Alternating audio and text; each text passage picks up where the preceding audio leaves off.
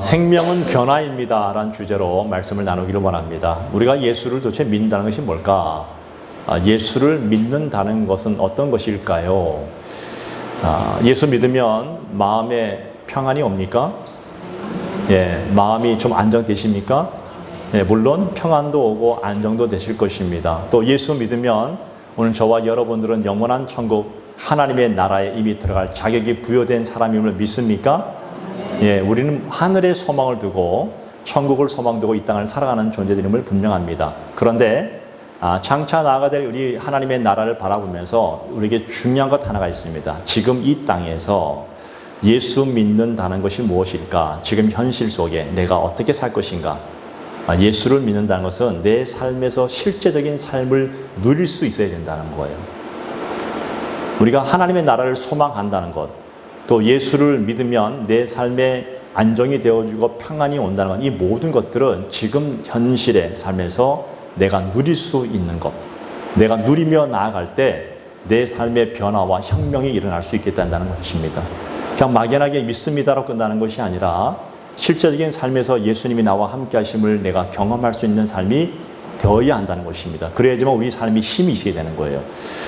자, 우리가 이 땅을 살아가면서 하나님께서 타락한 우리 인간을 부르시고 우리를 구원하여 주셨습니다. 하나님의 형상으로 회복시키시고 또 오늘 저와 여러분들이 하나님의 자녀로서 이 땅을 살아갈 수 있도록 힘과 능력과 용기와 지혜를 반드시 주십니다. 하나님의 말씀으로. 그런데 하나님께서는 우리가 이 땅에서 어떻게 살 것인가에 대해서 그 모델들을 이미 성경에 많이 제시해 주고 있습니다.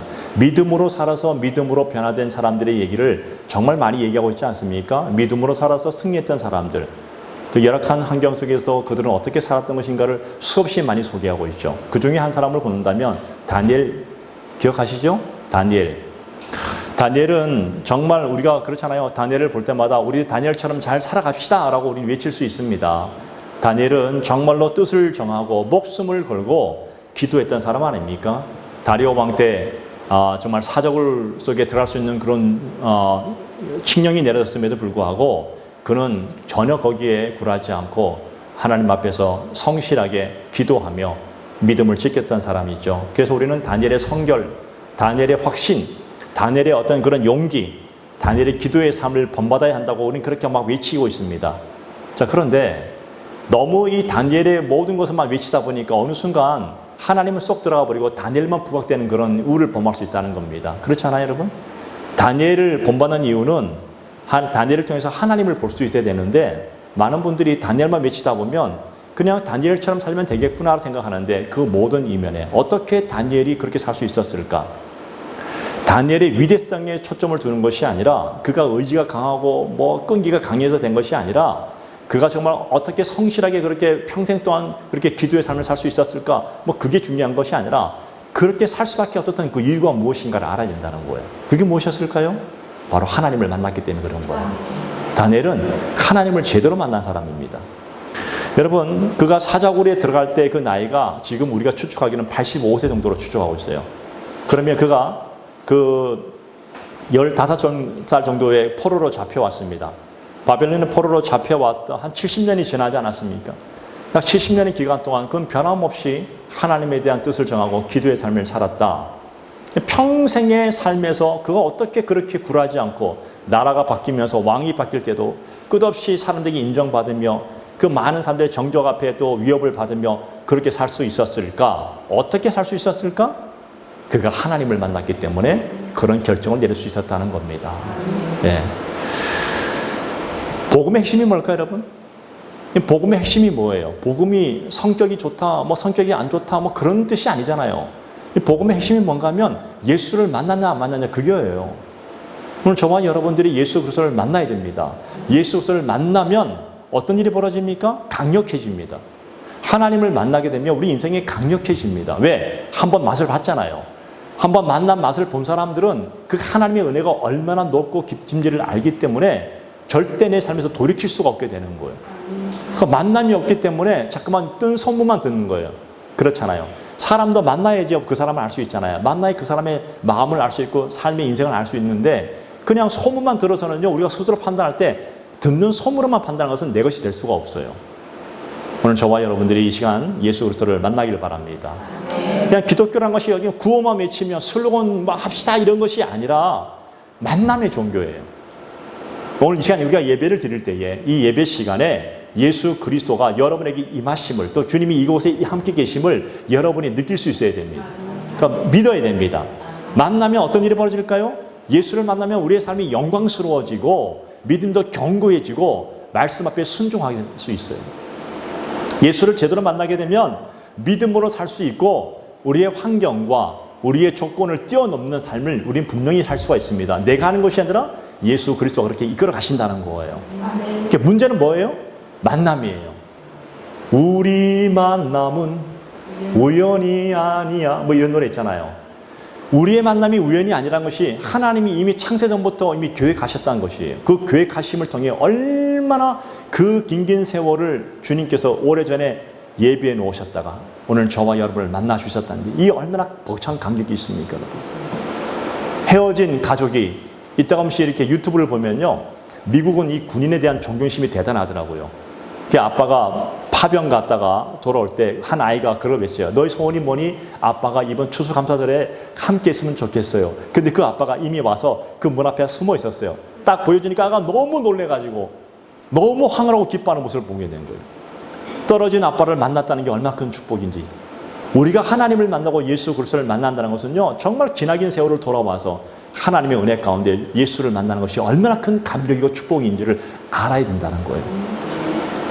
오늘 여러분들이 예수 만난 것이 얼마나 큰 축복입니까? 믿습니까? 문제는 만남이에요. 그 만나야, 예수를 제대로 만나야 우리에게 생명이 있게 되고, 생명은 살아있는 신앙의 삶을 살아갈 수 있도록 우리를 자꾸만 인도하게 된다는 겁니다. 그럼 생명이 뭐예요? 여러분, 생명이 있다는 것은 살아있다는 것 아니겠습니까? 그렇죠? 살아있다는 것은 생명은 서로 교류하게 돼 있어요. 들어가면 어떻게 합니까? 한쪽으로 일방적으로만 흐르는 것이 아니라 들어가면 함께 그 안에서 교제하고 다시 튀어나옵니다. 이게 살아있는 거예요. 우리는 뭘 먹어요? 음식을 먹잖아요. 먹으면 어떻게 합니까? 먹으면 반드시 소화시키고 다시 어떻게 합니까? 배출해야 돼요. 계속 음식만 먹으면 죽어요, 안 죽어요? 죽습니다. 오래전에 미국의 어떤 분에 대한 얘기인데, 이분이 변을 안 봐요. 계속 먹기만 했다니까 이 뱃속의 위장에 변이 이만한 것이 그냥 굴러가가지고 결국 죽었어요. 먹으면 배출해야 돼요. 살아있다는 것은요, 먹으면 그 안에 정지되는 게 아니라 배출하는 거예요. 들어오면 들어와서 소화시키면 교제하는 거예요. 교제하다가 배출하면. 그게 건강한 삶이에요. 생명은 살아있다는 겁니다. 생명은 감격이에요. 여러분, 이 예수 안에 이 성도의 교제가 그렇지 않습니까? 예수 안에 성도의 교제가 어떤 교제일까요? 그냥 신앙 안에서 서로 만났을 때 살아있음을 경험하게 되잖아요. 그러면서 성장하는 거예요, 사실. 이 초대교회의 이 교제는 코이노니아잖아요. 만나면 어떤 일이 벌어졌습니까? 예수 그리스도 안에서 잘 믿으십시다. 서로 격려해주고, 서로 어떻게 합니까? 칭찬해주고, 서로 품어주고, 너와 나의 다른 점을 인정해주고, 그러면서 서로 자꾸만 세워가는 거예요. 그렇게 자꾸만 살다 보니까 예수 그리스도를 닮아갈 수 있는 살아있는 신앙이 되더라는 것입니다. 네. 근데 여러분, 죽음이 뭡니까? 죽음이란 뜻이 뭐예요? 아무런 영향을 줄 수 없잖아요. 죽음은 그걸로 끝나는 거 아닙니까? 교류가 없어요. 예. 그래서 사해바다가 뭡니까? 이스라엘 가면 사해바다가 있잖아요. 물은 들어오는데 나가지 않으니까 염분이 70%예요. 한번 가보니까 떠요. 몸이 둥둥 떠오더라고요. 그게 죽어 있는 거. 아무런 생물이 살 수 없는 곳. 죽음의 바다라잖아요. 저는 여러분들이 살아야 팔딱팔딱 뛰는 홍해 바다가 되기를 축복을 드립니다. 네, 갈릴리 호수가 되기를 축복을 드립니다. 죽어있는 사해 바다가 되지 않기를 바랍니다. 제가 설교를 아주 시각적으로 잘하고 있잖아요, 지금. 네, 이해가 되시죠? 네, 먹으면 어떻게 한다고요? 네, 배출해야 돼요. 네, 먹으면 무조건 배출하는 게 아니라 먹고 난 다음에 적당히 소화를 시킨 후에 배출해야지, 무조건 배출하면 안 됩니다. 그건 설사예요. 그럼 몸에 안 좋아요. 먹으면 몸에 들어왔다가 어느 정도 잠복을 하면서 음식을 내 몸에 영양분을 공급한 후에, 그래야지만 그 다음에 때가 되면 배출하면 살아있는 건강한 몸인데, 먹자마자 배출하면 안 되잖아요. 또 먹고 배출을 하지 못하면 결국 죽습니다. 죽음은 반응이 없어요. 살아있다는 것은 반응이 있습니다. 손뼉도 마주쳐야 소리가 나는데, 너와 내가 함께 있는데 손뼉이 마주치지 않는다? 그 관계는 이미 죽은 관계예요. 상대방이 자꾸만 손뼉을 마주치지 않으면 어떻게 됩니까? 내가 손뼉을 마주치도록 달려가야 되는 거예요. 아쉬운 사람이 달라는 게 아니라 폭넓은 사람이 달려가는 거예요. 자꾸 마주치는 거야, 강제로라도. 그러면 자기도 모르게 자꾸만 마주치게 되잖아요. 내 몸이 지금 병들어 있어요. 어떤 일이 벌어집니까? 병들어 있는 그 몸의 세포에 다른 건강세포가 들어와서 어떻게 합니까? 자꾸만 활력을 주잖아요. 이게 살아있다는 거예요. 죽어 있으면 아무런 세포가 작용하지 않고 그대로 그냥 정지됩니다. 살아있다는 것은 내 생명의 온도가 몇 도입니까? 36.5도잖아요. 여러분, 지난주까지 얼마나 더웠습니까? 그저께 태풍 한번 지나고 난 다음에 갑자기 시원해졌어요. 얼마나 감사한지. 밤에 잠을 못 자겠어요. 너무 더워가지고. 너무 더워서 잠을 못 자는데 이 몸이 있잖아요. 36.5도에서 1도, 2도만 넘어가면 몸에 이상이 생기면 위험합니다. 몸의 정상 체온을 유지하기 위해서 얼마나 이 몸에서 치열한 투쟁을 하고 있습니까? 또 추워 보십시오. 추우면 몸이 내려가면 안 되잖아요. 체온을 유지하기 위해서 어떻게 합니까? 옷을 입고 따뜻한 데 가잖아요. 온도를 유지하기 위해서. 우리는 끝없는 투쟁을 하고 있는 거예요, 몸에서. 여러분은 여러분의 몸 앞에 감사하시기 바랍니다. 감사하시죠? 몸이 건강하시길 바랍니다. 이게 투쟁이 일어나는 거예요. 투쟁이 있다는 것은, 처절한 싸움이 있다는 것은 내가 지금 살아있다는 증거 아니겠어요, 여러분? 신앙도 마찬가지 아닙니까? 이미 여러분의 인생 속에 고난이 있고 아픔이 있고 문제가 있습니다. 그렇지 않아요? 그런 문제들이 끊임없이 와요. 평생 사는 동안, 내 인생 동안에 올 수 있습니다. 그건 지금 살아있다는 증거예요. 여러분이 그런 고난과 문제와 그런 환경 앞에서 우리가 아무런 것도 취하지 않는다, 액션이 없다? 그건 죽어 있다는 겁니다. 죽으면 끝나는 거예요. 그때는 사단도 간섭하지 않아요. 근데 살아서 발버둥 치는 신앙을 가진 사람들은 끊임없는 투쟁 때문에 어떤 일이 벌어질까요? 계속해서 성장할 수밖에 없는 거예요. 힘들고 어려우시죠?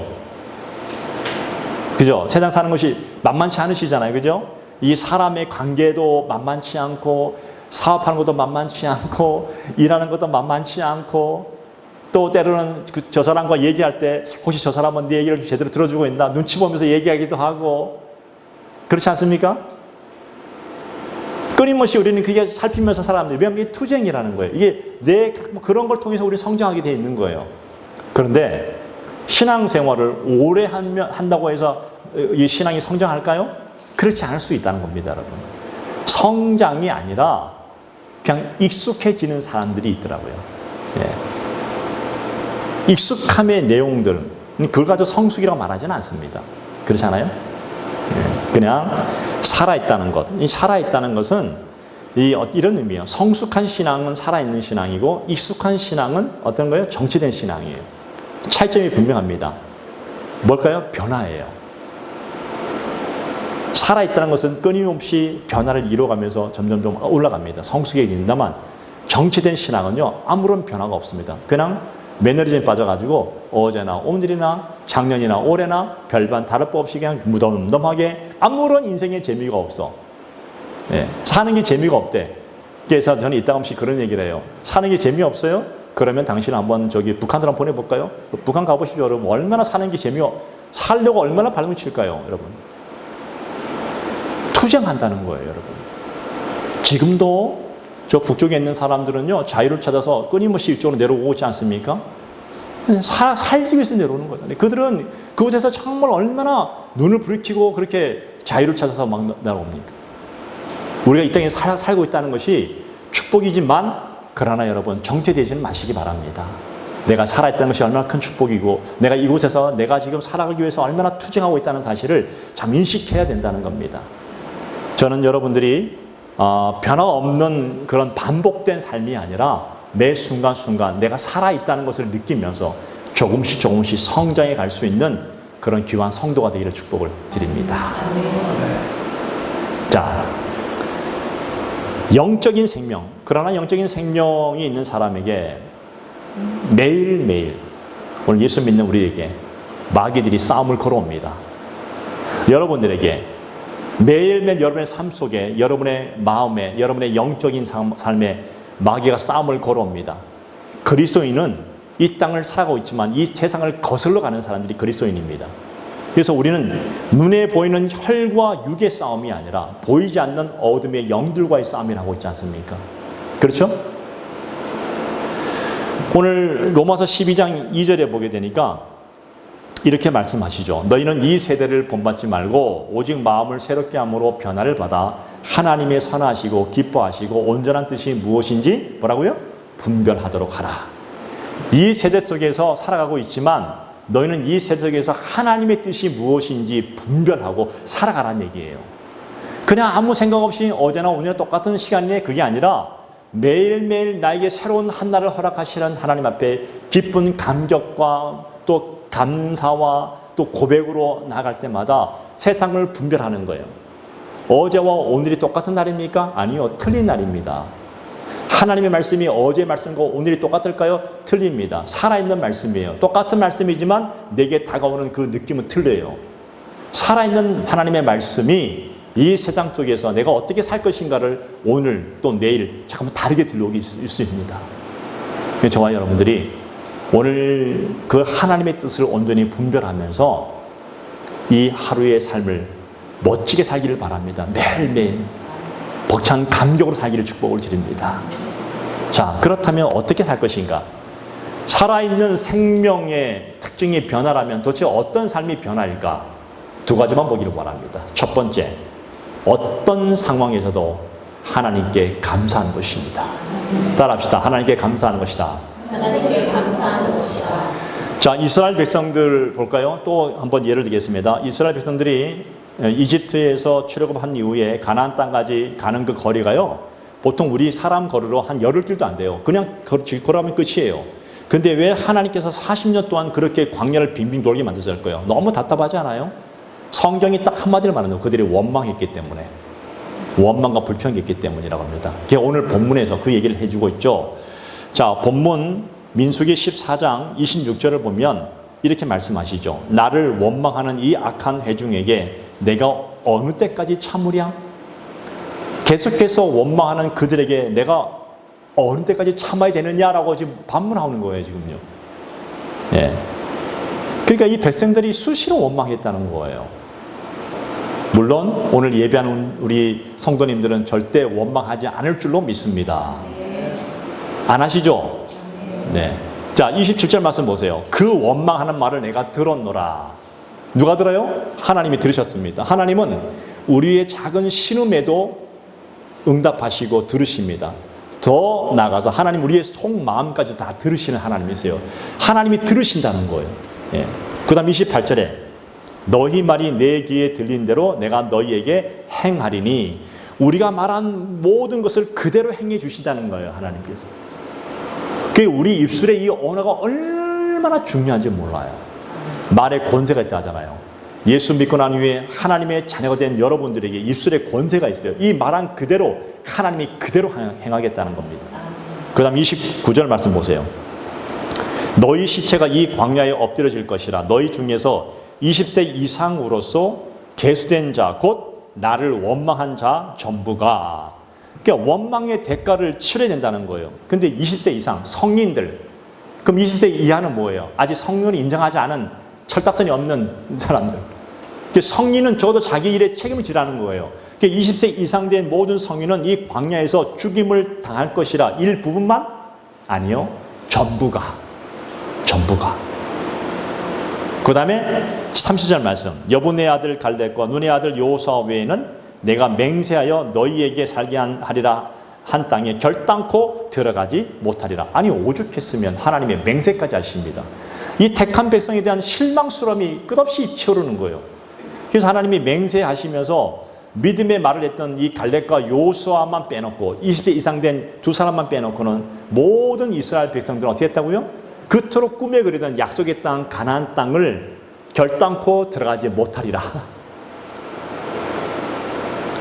자, 이 말씀을 잘 보세요. 26절부터 30절까지 말씀을 보면 점점점 뭔가 커지는 느낌이에요. 하나님께서 근거를 대세요.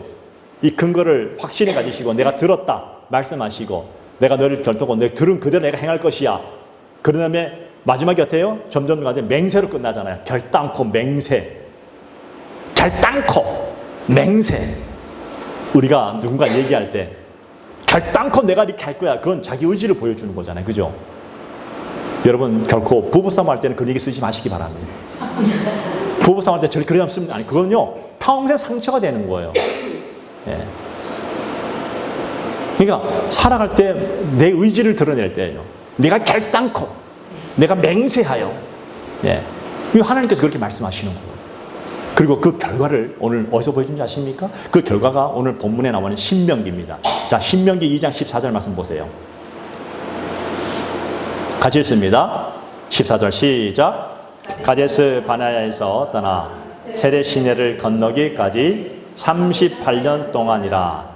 이때에는 그 시대의 모든 군인들이 여호와께서 그들에게 맹세하신 대로 진영 중에서 다 멸망하였나니. 자, 하나님께서 맹세하신 그대로 모든 것이 어떻게 했다고요? 다 이루어졌다는 겁니다. 결단코 맹세하여 다 죽었다는 거예요. 누구만 빼놓고? 믿음의 말을 했던 갈렙과 요수아를 빼놓고. 한두 번이 아니었다는 겁니다, 여러분. 하나님께서 한두 번 가지고 그렇게 결단코 그걸 안 하잖아요. 우리도 누군가 얘기할 때 결단코 한두 번이 아닐까? 최소한 한 100번 이상 해야지 결단코. 저는 최소한 100번 이상 할 때 결단코. 여러분들은 어떤 사람은 3-4번이에요. 3번만 하면 그게 아니라 끝없이 원망불평했어요. 홍해를 건너는 기적을 보여줬고, 매일 낮에 구름기둥과 밤에는 불기둥으로 매일 아침마다 만나와 그 다음에 메추라기로 수없이 많은 대적들을 물리쳐주시고, 뭐 그렇게 해주셨음에도 불구하고 그들은 그 기적을 경험했음에도 불구하고 계속해서 원망합니다. 불평합니다. 몇 년 동안? 40년 가까이. 그 원망하는 모든 사람들이 한 명도 그토록 고대하던 그 약속의 땅을 들어가지도 못했습니다.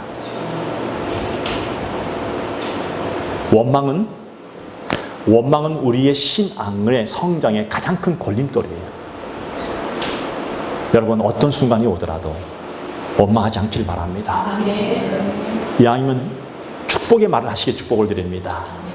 우리가 알 수 있는 것은 이 원망과 불평이라는 것은요, 개인적으로도 굉장히 자기에게 불행한 일이지만 사실 공동체 전체도 불행한 일이 될 수 있습니다. 근데 가정도 마찬가지예요. 한 사람의 원망이 가정을 힘들게 만들 수 있어요. 개인도 힘들어요. 가정도 힘들어요. 공동체도 힘들어요. 그럴 때 우리는 집중적으로 어떻게 됩니까? 우리가 그런 사람의 눈에 보면 우리는 하나님께 기도해야 됩니다. 하나님, 저 사람에게 은혜를 주시옵소서.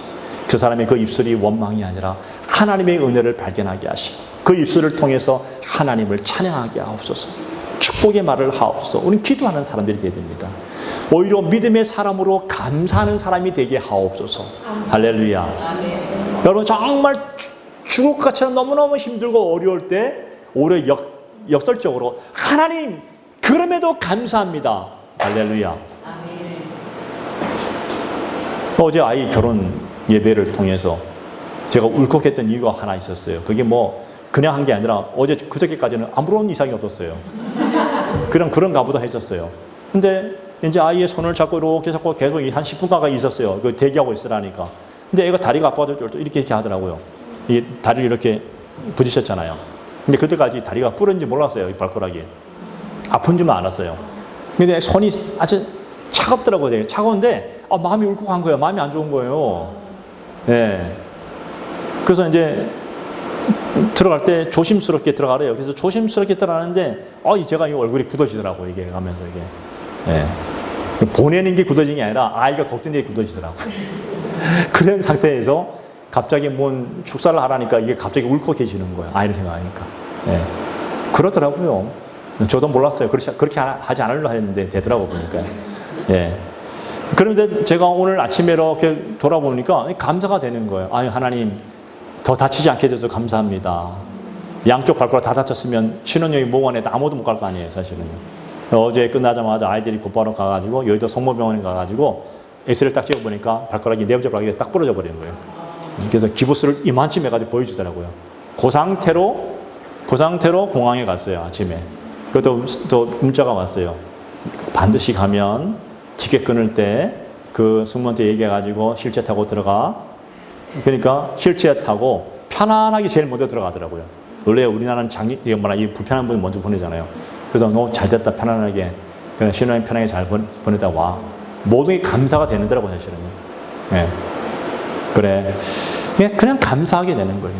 또 여러 가지 상황 속에서 이렇게 돌아보니까 다 감사가 되는데, 오늘 저와 여러분들이 늘 어떤 순간이 오더라도 어떤 상황 속에서 늘 감사하십시오. 하나님은 우리가 입술에 말한 그대로 모든 삶을 감사로 이끌어갈 줄로 믿습니다.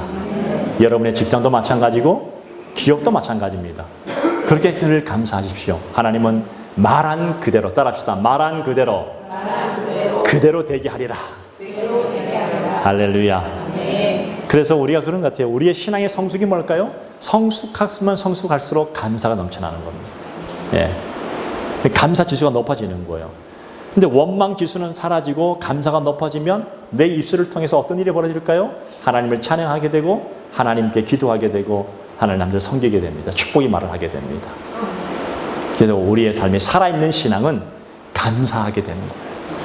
예. 두 번째 생명 있는 살아있는 신앙의 변화의 특징 두 번째는요, 약속의 말씀대로 살아갈 수밖에 없습니다. 약속의 말씀대로 살아가는 거예요. 신명기 2장, 오늘 본문 신명기 2장 4절 5절에 보니까 너는 또 백성에게 명령하여 이르기를 너희는 세일에 거주하는 너희 동족 에서의 자손이 사는 지역으로 지날진대 그들이 너희를 두려워하리니 너희는 깊이 스스로 삼가고 그들과 다투지 말라. 그들의 땅은 한 발자국도 너에게 주지 아니하리니 이는 내가 세일산을 에서에게 기업으로 주었습니다. 자, 세상을 살아가면 세상은 힘 있는 사람, 권력 있는 사람이 앞서 나가잖아요. 그죠? 세상 그렇잖아요. 힘에 놀리잖아요. 힘 있는 사람이니까 요즘 우리 말로 안 좋은 말로 갑질하잖아요. 갑질해도 당할 수밖에 없어요. 예. 뺏고 지배하는 거예요. 그런데 우리 기독교 신앙은요, 그런 신앙, 기독교 신앙은 약속의 논리예요. 하나님의 약속을 붙들고 사는 논리예요. 이게 기독교 신앙이에요. 힘의 논리라면 오늘 본문에 나온 것처럼 에돔과 모압 땅을 정복해야 됩니다. 이게 가나안 땅 바로 앞에 있거든요. 그런데 하나님의 약속의 논리를 보니까 그 땅을 취하지 말라는 겁니다. 그래서 안 취한 거예요. 길목에 있으면 그 땅은 누구에게 줬다고요? 에돔 족속에게 주었다는 겁니다. 에서에게 주었다는 겁니다. 너희에게 준 땅은 그 땅이 아니야. 가나안 땅이야. 가나안 땅이야. 그런데요, 여러분 아셔야 됩니다. 우리가 아는 이 가나안 땅, 뭐 약속의 땅, 축복의 땅은 하지만 이 가나안 땅은요 80%가 다 광야예요, 사실은요. 그런데 이 가나안 땅, 이스라엘 땅은요 하나님이 비를 주지 않으면요 다 굶어 줄 수밖에 없는 상황이에요. 철저하게 하나님의 놀란 그 은혜만 100% 기대며 살 수 있는 땅이 바로 이 가나안 땅이에요. 그러면 약속의 땅이라는 뜻이 뭘까요? 우리가 말하는 파라다이스 그런 뜻이 아니라 하나님이 주시는 최고의 축복의 땅은 뭐라는 거야? 하나님이 철저하게 100% 은혜를 주시는 바로 그것이 진짜 축복이라는 것입니다. 환경이 중요한 것이 아니라는 거예요. 우리나라처럼 이렇게 좋은 환경인 나라가 전 세계적으로 많지 않아요, 여러분. 여러분은 정말 다른 나라 비교할 때는요, 천국 같은 데서 살고 있는 거예요. 우리 너무 교만해지니까 성격이 불끈하지만, 여러분, 지금도 마찬가지예요. 하나님이 비를 주지 않으면 우리도 말라 죽습니다. 그래서 하나님이 그 말씀하시죠. 야, 너 힘 있다고 그 땅 지배하지 말고 내가 너희에게 허락한 땅만 가져가. 그 얘기입니다. 그게 하나님이 우리에게 주신 말씀이에요. 아무리 욕심이 나도 아무리 가지고 싶어도 하나님의 자녀들은 하나님의 말씀으로 정직하게 살으라는 겁니다. 세상의 논리의 함정이 뭔지 아십니까, 여러분? 세상의 논리의 함정은요, 자기 욕심에 빠게요. 자기 욕심에 빠지게 해요. 여러분, 야고보서 1장 14절 16절에 보니까 오직 각 사람이 시험을 받는 것은 자기 욕심에 이끌려 미혹됨이니 욕심이 잉태한 즉 죄를 낳고 죄가 장성한 즉 뭐하여? 사망을 아니라. 내 사랑하는 형제들아 속지 말라. 속지 말라. 잠언 28장 25절에 욕심 많은 자는 다툼을 일으키나니 여호와를 의지하는 자는 풍족하게 되느니라. 갈라디아서 5장 16절 내가 이르노니 너희는 성령을 따라 행하라. 그리하면 육체의 욕심을 이루지 아니하리라. 성령 하나님이 우리를 인도하시면 육신의 것을 우리가 욕심내지 않을 수 있다는 겁니다. 미련두지 않는다는 겁니다, 여러분. 예. 여러분, 신명기 전체의 내용, 성경 전체의 내용을 보면 뭡니까? 어떤 내용입니까? 하나님이 주신 것을 품으라는 겁니다. 그 외의 것은 품지 말라는 겁니다. 자기 욕심에 그러지 말라는 겁니다. 네. 하나님이 주시지 않은 것을 품으면 썩게 돼 있어요. 이게 신명기의 얘기예요. 하나님은 우리에게 너가 하나님의 약속의 말씀을 받았느냐 안 받았느냐 그걸 중요시 본다는 겁니다. 여러분들이 오늘 이 말씀을 받습니다. 하나님의 말씀을 받고 이 세상에서 이번 한 주 동안 더 살아가실 때 약속의 말씀대로 살아가면 틀림없이 하나님은 여러분의 길을 축복해 주십니다. 믿으십니까? 내 욕심대로 살지 마시기 바랍니다. 내가 못하는 이유가 내가 힘이 없어서 못해요. 내가 뭐 능력이 없어서 못해요. 내가 지식이 없어서 못해요. 내가 인맥이 없어서 못해요. 요즘 시대는 인맥이 있어야 된다잖아요. 그것 때문에 하는 것이 아니라 여러분들에게 정말 중요한 것은 그렇게 얘기한다면 그 사람은 불신자예요. 우리는 적어도 이렇게 얘기해야 됩니다. 내가 이렇게 못하는 것은 하나님이 내게 주시지 않았기 때문에 하나님의 약속의 말씀대로 살기 때문에 나는 그것이 내 것이 아니라고 믿습니다. 그러나 하나님이 내게 필요한 것이면 내게 주실 것입니다. 이게 바로 진짜 믿음 아닙니까? 예. 하나님은요, 하시고자 한다면요, 뭔 수를 쓰든 간에 사람을 통해서든지 동물을 통해서든지 환경을 통해서든지 반드시 이루게 하신 하나님이십니다. 그게 약속의 논리예요. 신명기 오늘 본문 2장 6절 7절에 보니까 너희는 돈으로 그들에게 양식을 사서 먹고 돈으로 그들에게서 물을 사서 마시라. 내 하나님 여호와께서 내가 하는 모든 일에 내게 복을 주시고 내가 이 큰 광야에 두루 다님을 알고 내 하나님 여호와께서 이 40년 동안을 너와 함께 하였으므로 내게 부족함이 없었느니라 하시기로. 힘이 있다고 정복하고 군림하지 말라는 겁니다. 돈 내고 양식 사 먹으라는 거예요. 이 얘기는 정직하게 살아라는 거예요. 지난 40년 동안 내가 너희를 굶어 죽겠느냐? 절대 그러지 않았다고 말하고 있지 않습니까? 믿으십시오. 하나님은 여러분의 인생 평생 사는 동안 여러분의 모든 인생을 책임지시고 부족함이 없게 반드시 이끌어 가십니다. 네. 신앙을 갖고 있으면 적어도 내 신앙은 하나님을 철저히 의지하는 신앙이 되는데 이상하게 자기 신앙 가진 사람들, 자기 신앙 가진 사람들이 자꾸 착각해가지고 2단으로 빠져요. 3단 빠지고 4단 빠지고. 그리고 그 신앙 가지고 장 사람은 억압해요. 야, 나 기도해보니까 너 아니더라. 아니야. 너 눈에 보여. 그 무당이지. 그게 무슨 신앙이에요. 야, 너 딱 보니까 뭐 이름만 딱 돼도 야, 너 뭐 옛날에 너 안 좋았지. 이게 무당하는 짓이잖아요. 그런 사람이 있어요. 아, 가슴이 내가 아파. 아, 그 뭐 하는 짓이에요 지금. 무당이 하는 짓이에요. 내가 한번 그래 볼까 여러분께? 내 이름 딱 되니까 너 옛날에 그랬지. 그럼 세상에 백발백중 어떤 사람이고 그렇지 않은데 안 그런 사람이 어디 있어요. 다 그런 게 있는데 그래요 하면 또 쑥쑥 물러가잖아요. 그게 뭔지 아십니까? 그게 교만이라는 거예요. 자기 교만이라는 거예요. 그건 하나님을 의지하지 않는 거예요. 하나님의 영광이 안 되는 거예요. 진짜 하나님의 영이 함께하는 사람, 성령이 함께하는 사람은요, 절대 다른 사람을 억압하지 않고 어떻게 합니까? 하나님이 주신 그 은혜로 복음의 능력을 드러내고 섬기고 사랑하고 어떻게 합니까? 그 다음에 오직 하나님의 영광만 드러내는 사람. 이게 성령님이 하신 일이에요. 언제 그거 가지고 네 뭐 어쩐 이 얘기 안 합니다. 뭐 이름 바꾸라 그런 얘기 안 하잖아요. 그건 다 이단들이 하는 짓이에요. 그래서 오늘 마지막 시대는 이 교회 안에도 거짓 선자들이 많다는 겁니다, 여러분. 네. 저는 저와 여러분들이 오늘 하나님 앞에서 정말 정직하게 말씀대로 살기를 바랍니다. 여러분, 다윗 왕이 위대했던 이유 뭔지 아십니까? 다윗 왕은요, 왕이었지만 그가 왜 위대하냐면 그는 권력자였지만 늘 하나님 뜻을 물었습니다. 왕으로 있을 때나 왕으로 있지 않을 때나 쫓겨다닐 때나 늘 하나님께 물었습니다. 하나님 어떻게 해야 될까요? 어떻게 하면 좋겠습니까? 어떻게 할까요? 늘 겸손했다는 겁니다. 그러니까 하나님이 얼마나 그거 예뻐 보였을까요? 내 마음이 합한 줄 아잖아요. 여러분이 어느 위치에 있든 간에 늘 겸손하게 하나님께 물으시길 바랍니다. 성도가 언제부터 병들을까요? 이유가 딱 하나입니다. 세상의 시각과 가치관으로 힘의 논리에 지배받을 때 변해요. 예. 우린 그렇지 않습니다. 살아있는 생명 있는 신앙의 특징은 우리는 어떤 사람들이니까요? 우리는 세상에 지배받지 않고 말씀의 약속의 말씀을 따라서 아버지의 영광을 드러내는 사람들입니다. 오늘 두 가지를 보았습니다. 첫 번째, 원망하는 신앙이 아니라 항상 감사하는 신앙이 되시기 바랍니다. 두 번째, 힘의 논리, 세상의 논리가 아니라 우리는 하나님의 약속의 말씀을 붙들고 사는 자들이 되어야 됩니다. 오늘 그 말씀으로 이 한 주 동안도 여러분 겸손하게 승리하시기를 축복을 드립니다. 하나님이 여러분의 인생을 가장 아름답고 복되고 그리고 하나님께 가장 영광스러운 모습으로 여러분을 받아주실 줄로 믿습니다. 기도하겠습니다. 하나님 감사합니다.